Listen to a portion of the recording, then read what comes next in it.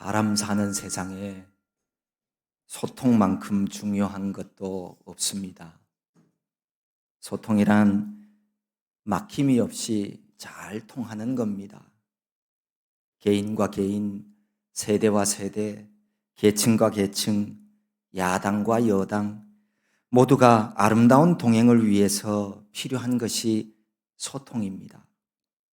서로의 생각이 다르고 입장 차이가 다르다 보니 상황에 따라서 이해득실이 다를 수밖에 없습니다.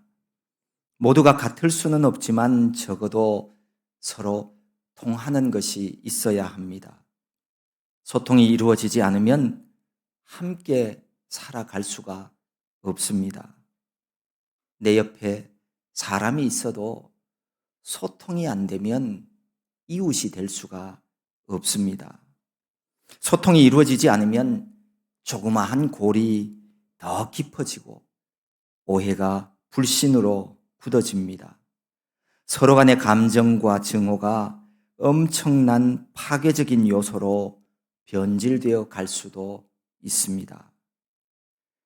거의 모든 사회 문제 근원도 우리가 자세히 살펴보면 사람과 사람 사이의 소통의 문제입니다. 오늘 아침에도 뉴스에 한 가족이 극단적인 선택을 했다는 뉴스가 있더군요.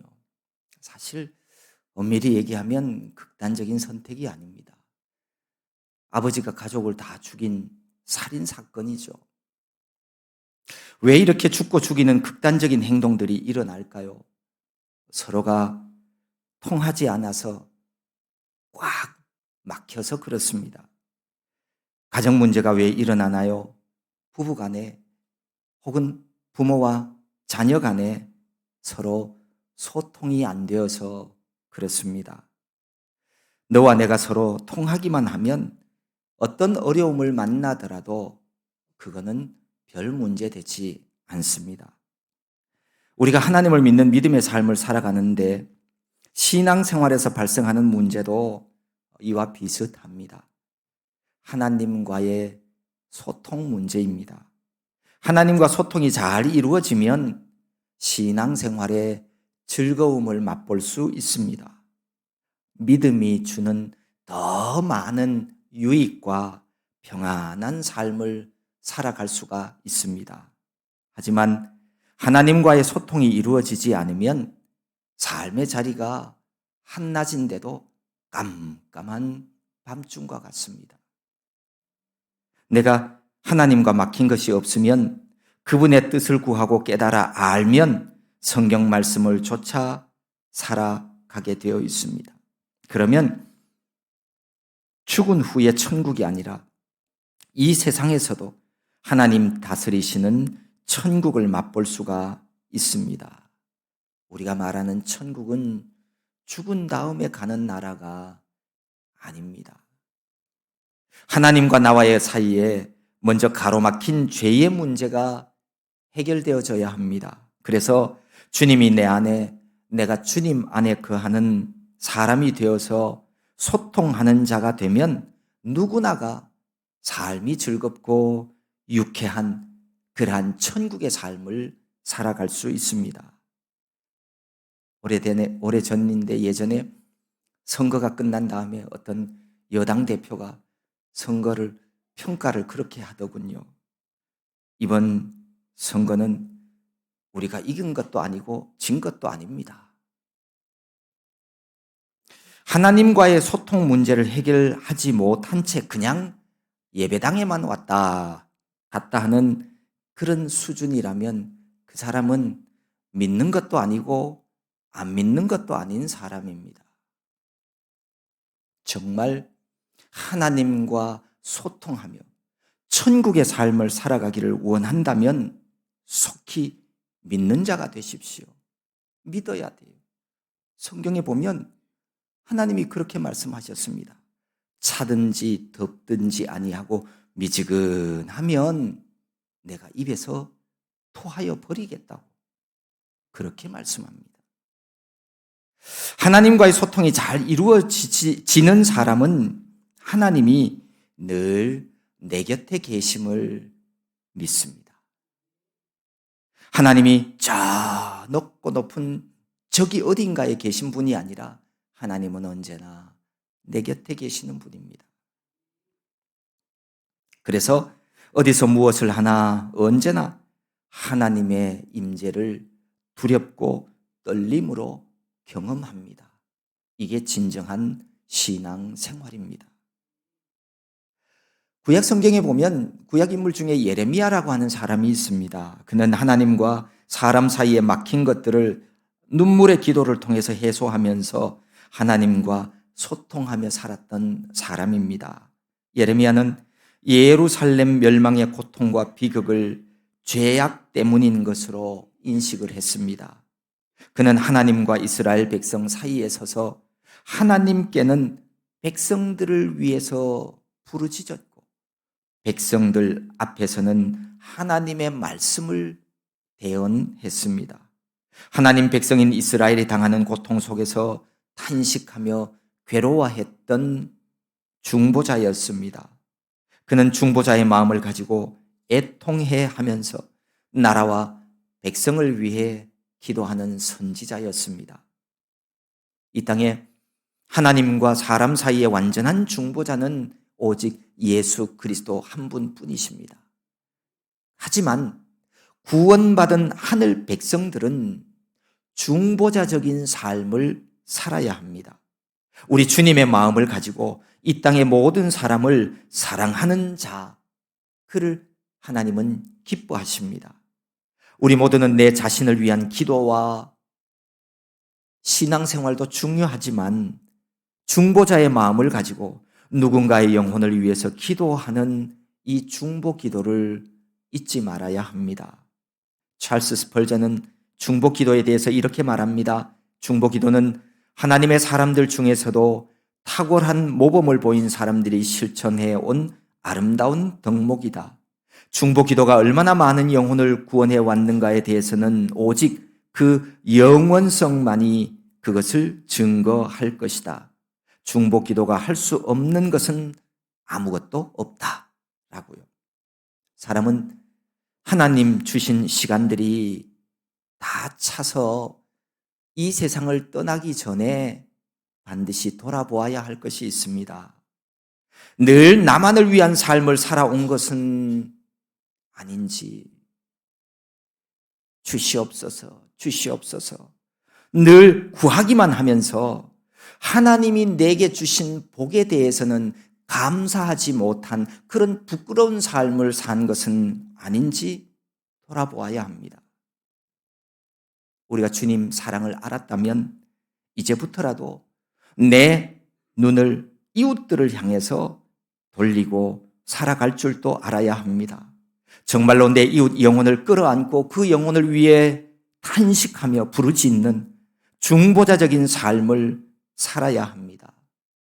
하나님은 우리를 향하여 빛과 소금이라고 말씀하시면서 빛과 소금의 사명을 주셨습니다. 소금도 빛도 제대로 그 역할을 감당하려면 자신은 녹아 없어지는 희생이 따릅니다. 촛불이 빛을 밝히기 위해서는 자신의 몸이 다 들어가야 합니다. 소금이 썩는 것을 방지하기 위해 그 안에 들어가려면 자신이 몸이 녹아서 없어져야 합니다. 내 육체만을 위해 살려고 발버둥치는 생활로는 누구도 하나님이 우리에게 주신 빛과 소금의 역할을 감당할 수가 없습니다. 예레미야처럼 하나님과 소통하며 늘 함께 하시는 하나님의 인도하심이 여러분 모두의 삶이 될 수 있기를 기도합니다. 기도와 말씀, 이런 개인 경건 생활을 통해서 하나님과 교통하며 사는 성도라면 우리가 몇 가지 알아두어야 될 사항이 있습니다. 첫째는 우리 인생길에는 누구나 깊은 웅덩이가 있다는 사실입니다. 예레미야 애가 1장은 이렇게 시작합니다. 슬프다 이 성이여, 전에는 사람들이 많더니 이제는 어찌 그리 적막하게 앉았는고, 전에는 열국 중에 크던 자가 이제는 과부같이 되었고 전에는 열방 중에 공주였던 자가 이제는 강제 노동을 하는 자가 되었도다. 지금 예레미야의 현실은 슬픔을 넘어서 참담한 상황입니다. 그렇게 찬란하고 아름다웠던 하나님의 도성 예루살렘, 하나님의 영광이 가득했던 그 성이 무너져 버렸습니다. 하나님이 함께 하시기에 어떤 경우에도 안전하리라고 여겼던 예루살렘이 처참하게 무너졌습니다. 하나님의 백성들이 이방인들의 손에 살육당했습니다. 많은 사람들이 죽임당하고 많은 사람들이 끌려가서 적막함이 내려앉은 죽음의 도시가 되어버렸습니다. 하나님의 크신 은혜 가운데 하늘나라 왕자요 공주 같은 존귀한 백성들이 강제 노동에 끌려가는 자들이 되었습니다. 그들의 죄악 때문입니다. 죄의 범함으로 하나님과 멀어진 인생들은 구덩이를 만나게 됩니다. 그것도 심히 깊은 구덩이입니다. 죄로 인한 구덩이요, 악한 자들이 파놓은 웅덩이입니다. 우리가 구덩이에 빠졌을 때, 더구나 그것이 인간 스스로 빠져나올 수 없는 깊은 구덩이라면 더더욱 우리는 내 힘을 의지해서는 안 됩니다. 하나님 도움이 반드시 필요합니다. 내 힘으로 그 구덩이에서 나오려고 하면 할수록 우리는 점점 더 빠져들어가게 되어 있습니다. 우리가 아는 바, 우리 인생은 우리의 것이 아닙니다. 하나님을 모르는 사람들은 내 인생은 나의 것이라고 노래하고 있지만 사실 우리 인생은 나의 것이 아닙니다. 내 생명의 시작도 끝도 내 계획 안에 있는 것은 아닙니다. 만물의 주인 되시는 전능하신 하나님, 바로 그분 안에 있습니다. 그러니 인생의 깊은 웅덩이 속에서 빠져나오는 일도 인간의 능력과 지혜로 되어지는 일이 결코 아닙니다. 전능자의 손에 있습니다. 우리는 내가 처한 현실과 내 능력을 직시하고 나를 의지하는 자들이 아니라 나를 건져줄 자를 찾아야 합니다. 그리고 그분의 이름을 부르십시오.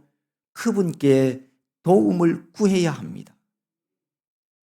어떤 깊은 웅덩이와 환난 속에서도 하나님께 매달리는 자는 절망의 나락으로 떨어지지는 않습니다.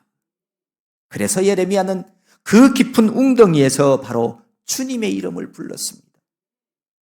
우리가 알고 있어야 될 사실 두 번째는 바로 예레미야가 그랬다면 우리도 웅덩이에 빠질 때 주의 이름을 불러야 한다는 사실입니다. 예레미야는 헤쳐나올 수 없을 것 같은 깊은 웅덩이에 빠졌습니다. 그의 삶이 이제 정말 끝난 것 같았습니다. 이제는 희망의 불빛이 보이지 않았습니다. 하지만 예레미야는 자신의 힘도 능력도 이웃나라의 어떤 장수도 의지하지 않았습니다. 그렇다고 실망과 좌절 속에 빠져 주저앉아 있지도 않았습니다. 하나님을 바라보았습니다. 주님의 이름을 불렀습니다. 도와주실 이가 하나님밖에 없음을 그는 알고 있었습니다. 세상을 살아가는 인생들이 시련과 고난 속에서 벗어날 수 있는 유일한 길 하나가 있습니다. 온 우주 만물을 지으신 하나님, 인간의 생사화복을 주장하시는 하나님, 그분을 찾아야 합니다. 그리고 그분의 이름을 불러야 합니다. 사도행전 4장에서 이렇게 말씀하십니다. 다른 이로서는 구원을 얻을 수 없나니 천하 인간의 구원을 얻을 만한 다른 이름을 우리에게 주신 일이 없느니라. 하나님은 우리를 사랑하십니다. 우리를 사랑하시는 그 하나님께서 죄범한 인간이 영원한 멸망에 처해지지 않도록 하기 위해서 우리에게 구원 얻을 길을 열어주셨습니다. 그 이름이 바로 예수 그리스도이십니다. 그 이름 외에는 천하 인간의 구원을 얻을 만한 다른 이름을 주신 일이 없습니다. 예수 이름을 부르십시오. 예수 이름을 불러야 합니다. 예수 앞에 나와서 죄 사함의 은총을 받으십시오. 예수 그리스도를 통해 허락하시는 하나님의 은총, 그것은 죄범한 우리 모든 인생들이 누려야 할 하나님이 주시는 복입니다. 바벨론 나라의 느부갓네살 왕 때의 일입니다. 왕이 두라 평지에 금으로 신상을 만들었습니다. 높이가 60규빗이나 되고 너비는 6규빗이나 되는 큰 신상이었습니다. 그리고는 누구든지 엎드려 절하지 아니하는 자는 맹렬히 타는 풀무불에 던져 넣겠다고 선포했습니다. 사람들이 신상에 절하지 않는 세 사람을 발견했습니다. 유다에서 온 사드락과 메삭과 아벳느고였어요. 그 세 사람을 왕에게 고발했습니다. 왕이 화가 나서 세 사람을 자기 앞으로 끌고 오라고 했습니다. 그리고는 그들을 앞에 세워놓고 다시 한번 협박을 합니다. 너희가 내 신을 섬기지 아니하며 내가 세운 금신상에게 절하지 아니하면 맹렬히 타는 풀무불에 내가 던져 넣겠다. 하나님 믿는 사람들에게 하나님을 섬기지 말고 우상을 섬기라고 하는 이 일은 그들을 웅덩이에 빠뜨리는 일입니다. 사드락 메삭 아벳느고는 어려운 상황에 처해졌습니다. 그야말로 인생의 깊은 구덩이에 빠졌습니다. 악한 이들이 만들어 놓은 함정에 빠졌습니다. 스스로는 그곳에서 나올 수 없는 깊고 깊은 웅덩이였습니다. 하지만 이 세 사람은 왕 앞에서도 담대하고 확실하게 이야기를 합니다. 느부갓네살이여, 우리가 이 일에 대하여 왕에게 대답할 필요가 없나이다. 왕이여, 우리가 섬기는 하나님이 계시다면 우리를 맹렬히 타는 풀무불 가운데서 능히 건져내시겠고 왕의 손에서도 건져내시리이다. 비록 시대도 삶의 자리도 다르지만 믿음의 길, 생명의 길을 걸어가는 성도들이 당하는 어려움은 다니엘 때나 우리 때나 앞으로나 다 비슷합니다. 우리를 더 이상 하나님 앞으로 가까이 나가지 못하도록 하는 것이 웅덩이입니다. 포기하고 절망하고 좌절하도록 만듭니다. 하나님을 부인하도록 만듭니다. 말씀이 아니라 세상의 방법과 요령으로 살아가도록 우리를 꾀입니다. 위협합니다. 그들의 삶이 진짜 지혜 같아 보이도록 하고요. 빨리 내 어려움에서 벗어나게 하는 지름길인 것처럼 그렇게 유혹하기도 합니다. 하지만 우리의 대답도 사드락 메삭 아벳느고와 같아야 합니다. 그것이 내가 갇힌 웅덩이에서 가장 확실하게 벗어나는 구원의 방법입니다. 그게 하나님을 믿는 진짜 믿음이에요. 우리가 이 일에 대하여 더 이상 말할 필요가 없습니다. 우리는 주님의 말씀대로 따를 겁니다. 이 고백이 옛날이나 지금이나 주의 이름을 부르며 살아가는 성도들의 대답이어야 합니다. 성도라면 말입니다. 누구든지 주의 이름을 부르는 자는 구원을 받으리라.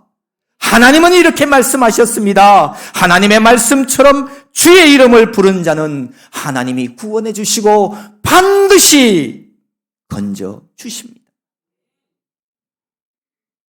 주의 이름을 우리가 부를 때 주님은 우리의 소리를 들으십니다. 주님은 우리의 탄식과 부르짖음을 들으시는 분입니다. 내가 처해 있는 깊은 웅덩이에서 구원받고 싶다면 우리 주님의 이름을 부르시기 바랍니다. 또 하나, 하나님은 나와 가까이 계시는 분이심을 우리가 반드시 기억해야 합니다. 57절 말씀에 보면 내가 주께 아뢰날에 주께서 내게 가까이 하여 이르시되 두려워하지 말라 하셨나이다. 우리가 믿는 하나님, 그 하나님은 저기 저 먼 하늘 어딘가에 거기에 계신 분이 아니에요. 하나님은 우리 곁에 계십니다. 하나님이 먼 곳에 계시다고 생각하는 사람과 하나님이 내 가까이 지금 나와 함께 계심을 믿는 사람의 삶은 전혀 다른 삶을 살아갑니다. 하나님이 어딘가에 계시겠지라고 하는 사람과 하나님이 지금 나와 함께 하심을 믿는 사람의 예배도 다를 수밖에 없어요. 하나님이 지금 내 곁에서 나의 경배를 받으시고 나의 예배를 받으신다고 생각하는 사람은 핸드폰이나 보고 딴 생각하고 그렇게 하지 않습니다. 왜? 하나님이 지금 내 옆에 계시기 때문입니다. 좀 시간이 지난 얘기입니다만 남과 북의 관계가 좋았을 때는 금강산 관광도 가고요. 또 방북하는 일들도 종종 있었어요. 어느 목사님이 북한을 처음 방문하게 되었다고 그럽니다. 흥분되기도 하고 조금은 긴장되기도 했습니다. 그때 이미 여러 번 북한 방문을 해봤던 목사님들이 이분에게 이런 얘기를 해 주더랍니다.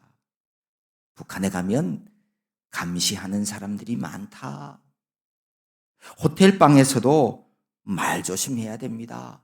방 안에는 카메라나 도청 장치가 있을 수 있습니다. 그래서 행동이나 말하는 것도 다 감시하고 있으니 조심해야 돼요. 이분이 북한에 갔습니다. 호텔방에 들어간 목사님은 누가 자신을 다 보고 있다는 말을 들어서 여간 신경 쓰이는 것이 아니었다고 합니다. 정말 무척 조심스러웠대요. 그때처럼 자신의 행동을 거룩하게 한 적이 없었다고 그럽니다. 잠을 자는데도 누가 보고 있다고 생각하니 옷을 벗을 수가 없어서 그냥 겉옷만 벗고 입고 있는 옷을 입고 그냥 잠을 잤다고 그래요. 누군가 보고 있다는 생각만으로도 사람은 행동을 함부로 할 수 없습니다. 그런데요, 사실 항상 우리의 삶을 지켜봐 주고 계신 분이 계십니다. 하나님이십니다. 사람은 행동이나 말만 보고 있지만 하나님은 우리의 마음까지도 다 보고 계십니다. 어떤 마음으로 그 행동을 한 것인지도 알고 계십니다. 그러니 우리 모든 삶이 조심스럽습니다. 하지만 많은 사람들은 나와 함께 하시는 하나님을 생각하지도 않고 살아갑니다. 우리의 삶의 동행자요, 삶을 판단하시는 하나님이 계시다는 그 사실을 망각하며 살아갑니다. 그래서 이웃을 속이기도 하고, 때로는 자기 자신을 속이기도 하고, 심지어는 하나님까지도 속이려고 하는 사람들이 있습니다. 그러니 참 어리석은 존재가 인간입니다. 사람은요, 결코 하나님의 눈을 속일 수 없습니다. 시편 139편에서 다윗을 통해서 하나님은 우리에게 이렇게 말씀하십니다. 내가 주의 영을 떠나 어디로 가며 주의 앞에서 어디로 피하리이까? 내가 하늘에 올라갈지라도 거기 계시며 수월에 내 자리를 펼지라도 거기 계시니이다. 내가 새벽 날개를 치며 바다 끝에 가서 거주할지라도 거기서도 주의 손이 나를 인도하시며 주의 오른손이 나를 붙드시리이다. 우리 생명의 주인 되신 하나님은 어느 순간에도 우리를 떠나시지 않습니다. 나를 인도하시고 의로운 오른손으로 나를 붙드시며 나와 함께 하십니다. 힘들고 지쳐 주저앉고 싶은 분이 계십니까? 우리 주님의 손을 붙드시기 바랍니다. 주님은 먼 곳에 있지 않습니다. 우리들 가까이 계신 분이십니다. 내 손을 주님을 향하여 뻗으면 내 손끝이 주님께 와 닿습니다. 해보세요.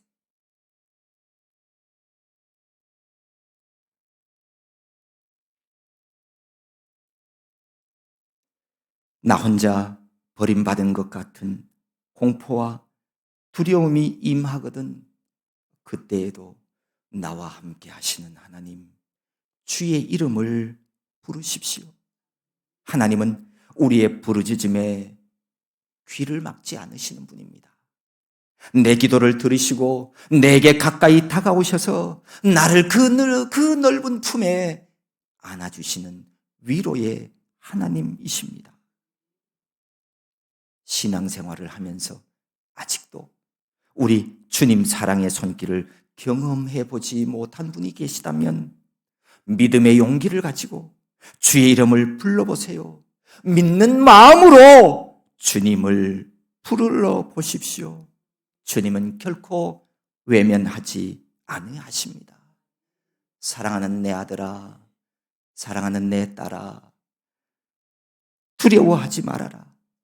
내가 너와 함께 하겠다 라고 말씀합니다. 우리가 믿는 하나님, 좋으신 하나님이신 이유가 바로 여기에 있습니다. 우리가 어떤 상황 속에서도 어디에서든지 하나님은 나와 가까이 계신 하나님이시라는 사실입니다. 내가 날마다 하나님을 찾았고 내 능력과 내 지혜, 내 믿음으로 하나님께 다가온 것이 아닙니다. 우리는 우리 중 누구도 그런 능력, 그런 사랑을 가진 사람은 없습니다. 전적으로 하나님께서 나를 찾아오셨습니다. 길 잃고 헤매는 한 마리의 어린 양을 위해서 선한 목자 되시는 주님께서 험준한 산길을 헤치고 가시밭길을 지나 찢기고 몸이 상하시기까지 하시면서 자신의 몸을 내어 주시면서 마침내 우리를 찾으십니다. 미련한 인생들이 한눈 팔고 있을 때에도 우리 주님은 우리를 잊지 아니하십니다. 시편 145편에서 이렇게 말씀합니다. 여호와께서는 자기에게 간구하는 모든 자, 곧 진실하게 간구하는 모든 자에게 가까이 하시는도다. 진실하게 간구하는 사람. 그냥 나도 한번 해볼까? 한번 해보고서는 안 되네? 안 되면 말지 뭐. 그게 아니라 진실되게 온 우주 만물을 지으신 하나님이 살아계셔서 지금도 내 심장을 뛰게 만들고 내 코에 호흡을 주셔서 내 삶의 주인이 되신 하나님, 그 하나님을 진실한 마음으로 믿고 그분께 기도하는 사람, 그 사람에게 하나님은 가까이 하십니다. 모든 사람이 구원 얻기를 원하시는 하나님은 진실하게 간구하는 자를 가까이 하십니다. 하나님이 우리를 가까이 하시는 이유가 뭐예요? 나를 지켜주시겠다는 거예요. 나를 보호해 주시겠다는 거예요. 나를 도와주시겠다는 거예요. 그 일을 위해서 하나님이 우리를 기다리고 계시는 거예요. 하나님께서 먼저 손 내미시고 내 가까이 오심으로써 우리가 하나님과 동행하는 하늘 백성이 되었습니다. 말로 다 표현할 수 없는 은혜입니다. 하나님께서 하신 일들입니다. 하나님의 전적인 의지요, 하나님 아버지의 사랑입니다. 우리 주님이 우리를 살리러 세상에 오셔서 십자가 위에서 고난 받으시는 사순절 절기입니다. 내가 진정 예수 그리스도를 나의 구원자로 믿고 있는 성도인지를 돌아보시기를 바랍니다. 사순절 기간에도 아무런 감흥도 없고 감사도 느낌도 행함도 없이 그저 여느 때와 다름없는 삶을 살아가고 있다면 도대체 나는 누구입니까? 나는 예수 그리스도를 진짜 믿는 사람입니까? 예수님의 십자가 고난이 내 죄로 인한 것임을 믿는 사람인지 믿는 척만 하다가 멸망받을 자인지를 나는 알고 있습니다. 예수 십자가 보혈이 내 죄로 인함이라는 것을 진짜 믿는 자라면 예수님이 날 위해 십자가를 지신 고난의 절기만큼은 우리 주님 앞에 가까이 와야 되는 것 아니에요. 그래야 되는 것 아니겠습니까? 그래야 합니다. 우리가 믿는 하나님, 좋으신 하나님, 전능하신 하나님, 그 하나님께서 내 가까이 오셔서 내 기도를 들으시고 응답하시고 인생의 모든 두려움을 쫓아주시는 하나님이심을 믿으시기 바랍니다. 그리고 그 믿음 안에서 늘 감사하고 기뻐하고 즐거워하며 생명의 길을 걸어가는 저와 여러분 모두가 될 수 있기를 주의 이름으로 소망합니다. 하나님 아버지 감사합니다. 우리를 위하여 독생자 예수 그리스도를 보내어 주신 하나님의 크신 사랑을 믿으며 그 사랑 안에 우리 주의 이름을 부르며 주님이 인도하시는 생명길을 걸어가는 우리 모두가 되게 하여 주시옵소서. 예수님의 이름으로 기도하옵나이다. 아멘.